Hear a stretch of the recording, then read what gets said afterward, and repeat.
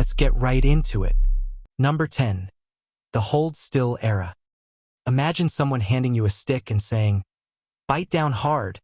This might sting a little." Then they pick up a rusty saw. Welcome to surgery before anesthesia, or as 18th century medicine called it, Tuesday. Before the mid-1800s, pain relief was mostly spiritual. As in, pray this ends quickly.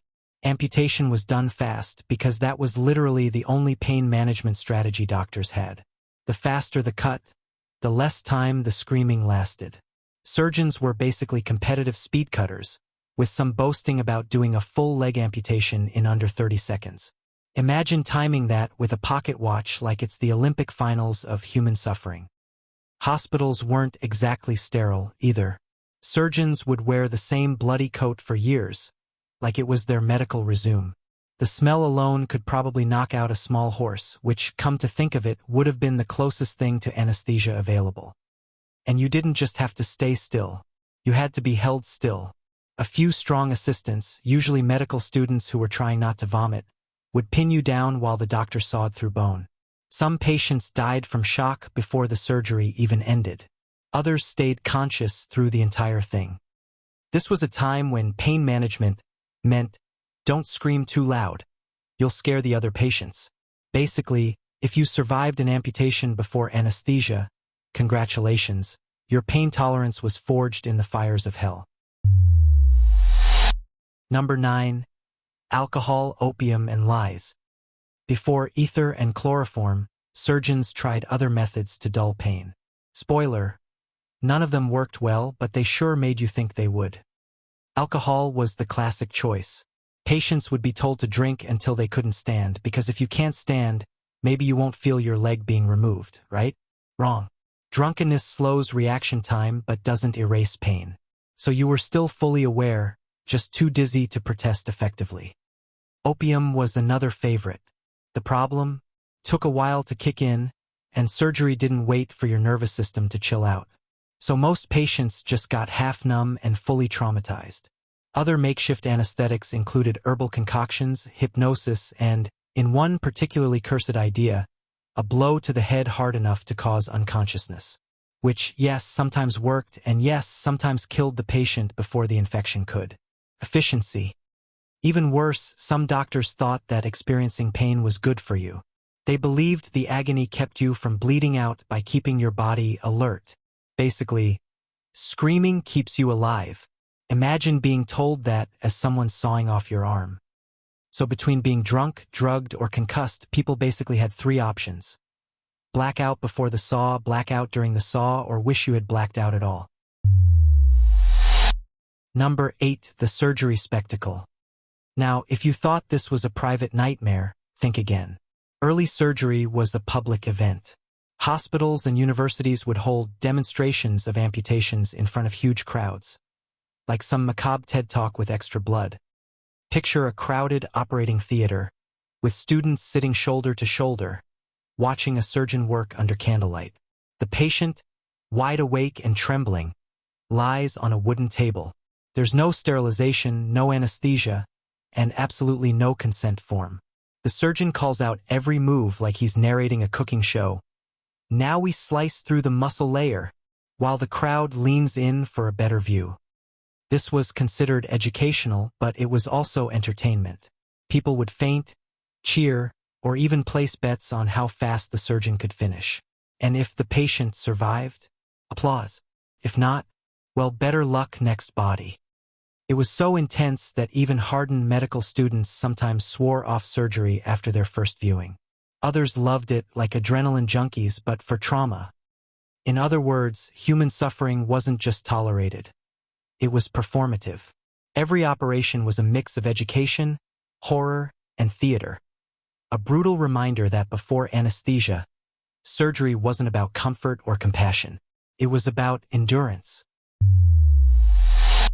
Number 7. The barber-surgeons. Before medicine was an academic discipline, surgeons were basically glorified barbers. In fact, they were barbers. You could get a haircut, a shave, and a limb removed in the same building, just don't mix up which chair you sit in. Barber-surgeons learned their craft from apprenticeship, not anatomy textbooks. Their motto was cut fast, stop bleeding, hope for the best. Their tools? Knives, saws, and occasionally household items like heated irons to cauterize wounds. The skill level varied wildly, from surprisingly competent to, why is he using a cleaver? In many towns, the barber's pole itself, red for blood, white for bandages, was a literal advertisement for surgery. So when you see one spinning today, remember it's a leftover symbol of a time when getting your beard trimmed and your arm amputated were part of the same afternoon plan.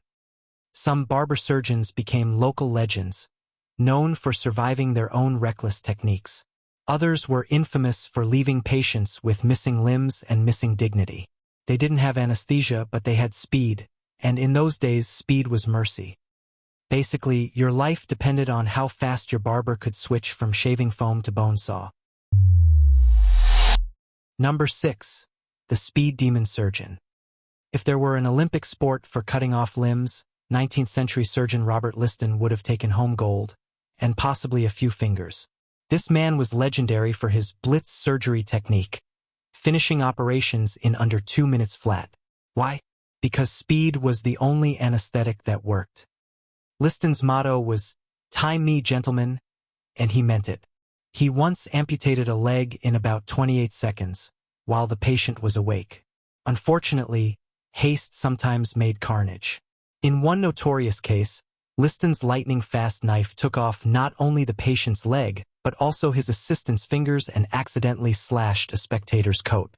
The patient and the assistant both died of infection, and the spectator died of shock.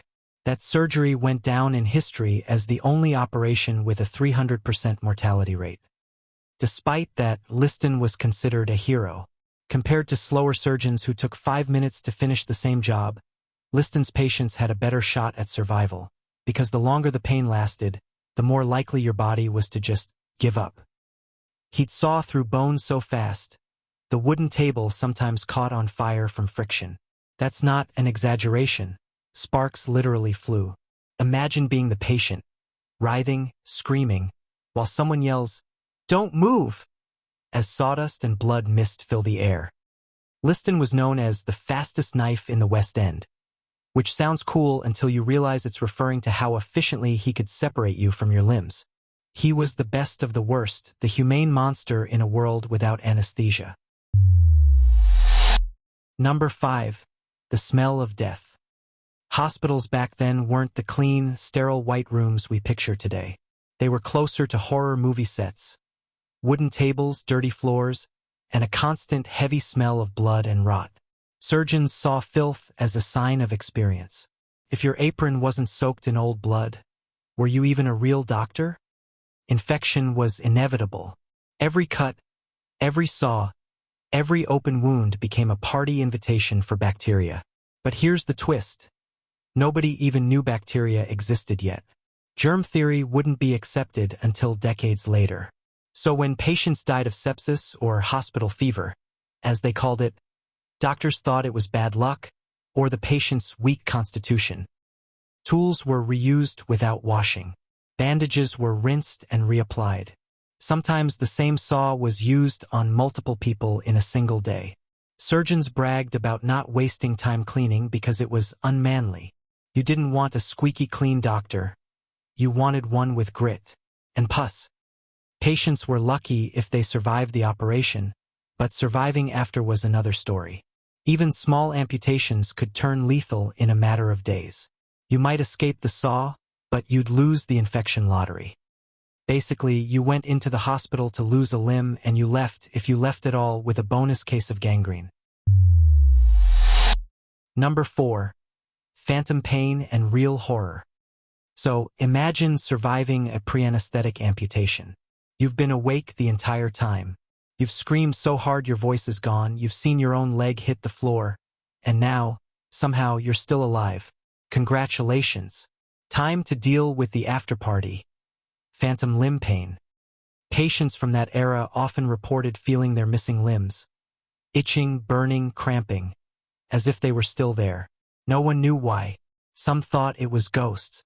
Others thought the body was possessed. One doctor even wrote that it was the soul's memory of the limb. which sounds poetic, until you remember he was talking to someone begging him to stop the pain. Today we know it's a neurological glitch. Your brain still has the map of your body, and it refuses to delete the missing limb. It's like trying to uninstall an app that won't stop running in the background. But back then, people thought it was madness. Patients were labeled hysterical or even sinful for complaining about something that wasn't physically there. There was no pain relief, no therapy, no morphine drip. You just lay there, haunted by a leg that didn't exist anymore. The brain can't let go, literally. It's the most disturbing version of old habits die hard. So not only did early patients have to survive the surgery, they had to survive their brain refusing to believe it ever happened. Number 3. When pain was divine. Here's the weirdest part. Some people actually thought anesthesia was immoral. When ether and chloroform were first introduced in the 1840s, certain doctors and religious leaders argued that feeling pain was part of God's will. According to them, suffering was spiritually purifying. Taking it away was tampering with divine punishment. In childbirth, for example, some clerics cited the Bible, specifically the part about Eve's punishment being pain in childbirth, to argue that using anesthesia was sinful. So yes, women screaming in agony were told it was for their own good. Meanwhile, surgeons were thrilled at the idea of painless operations, except the old-school ones who saw it as cheating. They believed anesthesia made surgery too easy and that real men could endure the pain, because apparently masculinity extended to how many screams you could suppress while your leg got sawed off. It took Queen Victoria herself using chloroform during childbirth in 1853 to shut everyone up. Literally. Once the monarch approved it, anesthesia suddenly became civilized and respectable. Funny how theology bends when royalty wants a nap. Basically, the moral debate over anesthesia wasn't about science, it was about pride, fear, and control. Pain wasn't just physical back then, it was cultural. Number 2. The birth of relief. After centuries of agony, the world finally got its first real taste of painless surgery, and it started with a dentist. Yes, a dentist. In 1846, William T.G. Morton, a Boston dentist who was apparently tired of hearing people scream, demonstrated the use of ether as an anesthetic. He made a patient inhale the vapor, then watched as another doctor painlessly removed a tumor from the man's neck. For the first time in human history, someone was cut open and didn't howl in agony. The crowd was stunned. One surgeon reportedly dropped his scalpel in disbelief. A journalist called it the most important discovery ever made. The patient later said it was like falling asleep and waking up cured. Of course, being the 1800s, chaos ensued immediately. Every doctor, chemist, and opportunist in town tried to take credit. Another dentist, Horace Wells, claimed he'd used nitrous oxide, laughing gas, first. A Scottish doctor, James Young Simpson, started pushing chloroform instead, mostly because it smelled better and knocked people out faster. Suddenly, surgery went from torture to miracle. Surgeons could take their time, operate carefully, and actually focus on saving lives instead of just ending pain quickly. The shift was massive. Within a few years, anesthesia became standard practice in hospitals worldwide, and the era of raw, conscious surgery finally died. But of course, the early days of anesthesia weren't perfect. Ether was flammable, great combo with open flame lighting. Chloroform sometimes killed patients, and dosage was a guessing game. Yet even with the risks, people preferred maybe dying peacefully to definitely dying screaming. Morton's discovery turned medicine from butchery into something resembling compassion. Humanity collectively exhaled, probably for the first time in 1,000 years. Number 1. The forgotten victims. For every breakthrough, there are the people who suffered before it. Thousands of amputees, soldiers, slaves, and accident victims endured unimaginable agony just so medicine could crawl forward. Their pain was the unpaid price of progress. During wars, especially the Napoleonic and American Civil War eras, field surgeons performed amputations nonstop, sometimes hundreds a day without anesthesia. Picture a blood-soaked tent, saws clattering in buckets, and piles of limbs outside like discarded firewood. Soldiers bit down on bullets, Hence the phrase bite the bullet, which was less about bravery and more about not swallowing your tongue while screaming. The only mercy was speed. The average battlefield amputation took less than a minute. Some soldiers survived, many didn't. And the ones who did spent the rest of their lives haunted by phantom pain, infections, and trauma that no one had words for yet. Their suffering paved the way for anesthesia, antiseptics, and modern surgery. But their stories got lost in the shuffle of scientific progress. We celebrate the discovery of ether, but not the centuries of people who endured horror so someone could finally say, maybe we don't have to do this while they're awake. It's easy to marvel at how far medicine has come, but it's harder to face how barbaric it once was. That for most of history, healing meant hurting, and survival meant screaming. So the next time you wake up from a minor surgery feeling a little groggy, just remember, you could have been in 1820, holding a wooden stick between your teeth while someone with a saw says, "Don't worry, this'll be quick." That's all for today. I'll be making similar videos in the future. Subscribe to see them.